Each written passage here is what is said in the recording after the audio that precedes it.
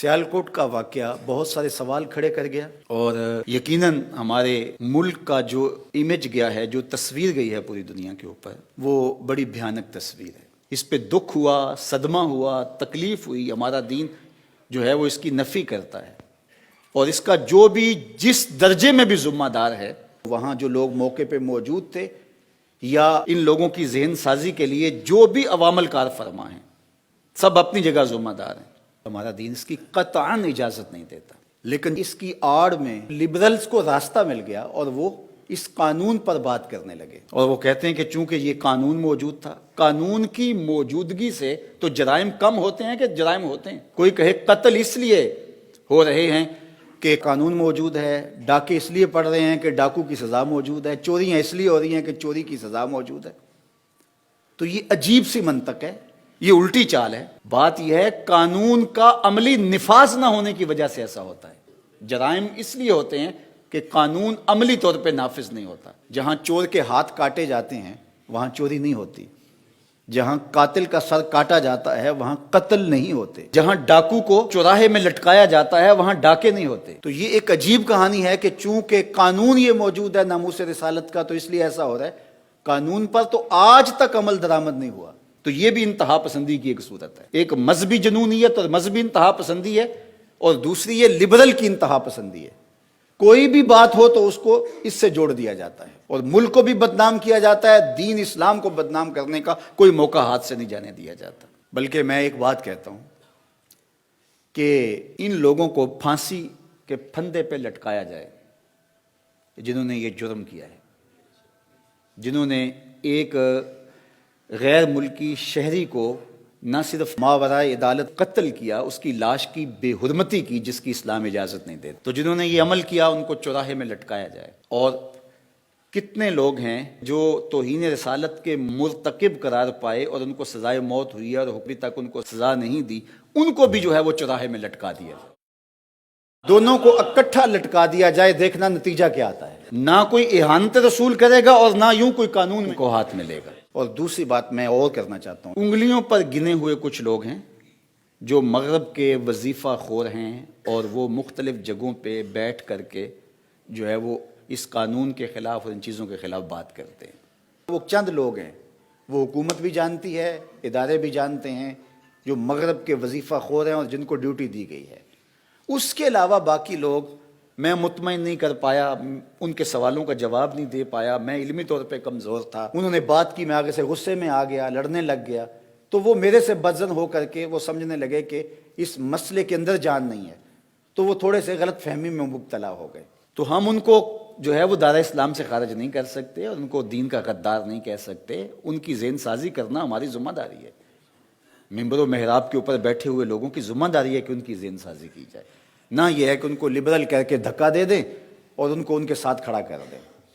انہوں نے ان پہ محنت کی، یہ گرے ایریا ہے بہت سارا، جو محنت کرے گا وہ ان کے ساتھ جا کے کھڑے ہو جائیں گے۔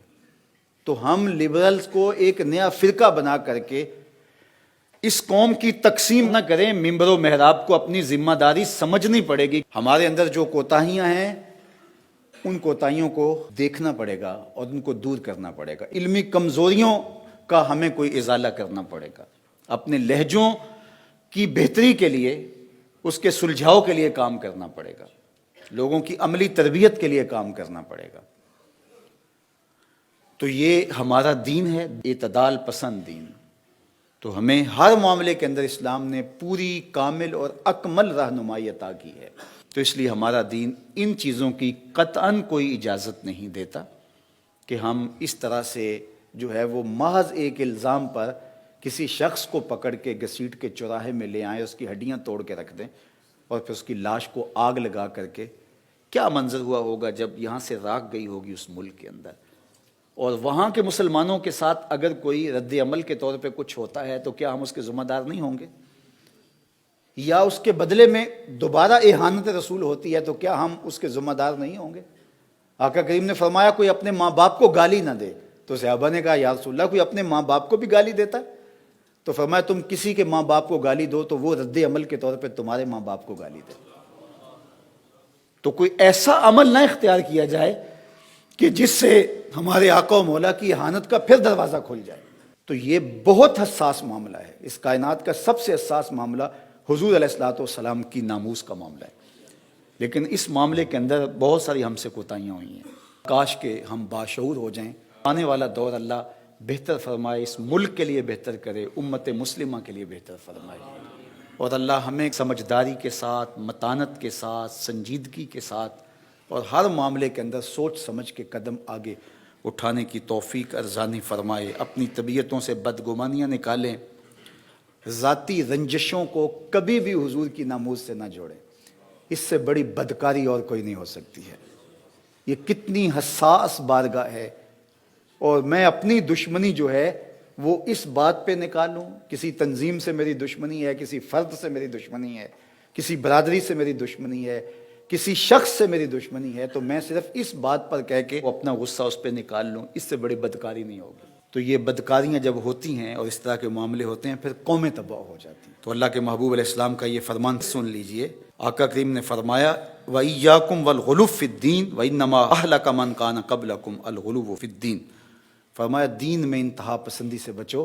تم میں سے پچھلی قومیں انتہا پسندی کی وجہ سے ہلاک ہو گئے. اس انتہا پسندی نے قوموں کے تشخص کو مٹا دیا، قوموں کے تشخص کو جو ہے وہ ختم کر کے رکھ دیا. تو آج ہمارا جو تشخص ابھرا ہے وہ اچھا نہیں ہے. یہ جو پکچر آ رہی ہے اسکرین کے اوپر، یہ ہماری تصویر نہیں ہے. یہ جو حضور نے ہمیں تصویر دی تھی، خوبصورت تصویر جو گلابوں سے زیادہ مشکبار ہے، جو چاند سے زیادہ روشن ہے، یہ وہ تصویر نہیں ہے. یہ ہماری بگڑی ہوئی تصویر ہے، یہ ہماری مسخ شدہ تصویر ہے. تو سیالکوٹ کے واقعہ کی مذمت کرنے سے کیا ہوگا؟ ہمیں عملی اقدام اٹھانے پڑیں گے. فقط مذمت سے کچھ نہیں ہوگا. تو اس لیے ہمیں شعور کی آنکھ کھول کر کے جینا ہوگا.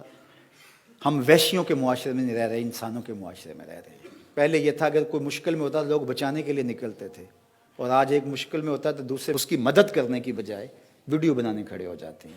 اگر اس کو بچانے کے لیے اتنے لوگوں میں سے 20-25 لوگوں کی آواز ہی اٹھتی تو ایسا حادثہ نہ ہوتا، ایسا واقعہ نہ ہوتا. تو اللہ تعالیٰ اپنی رحمتوں کے سائے رکھے اور اپنی کرم نوازیوں کا نور نصیب فرمائے.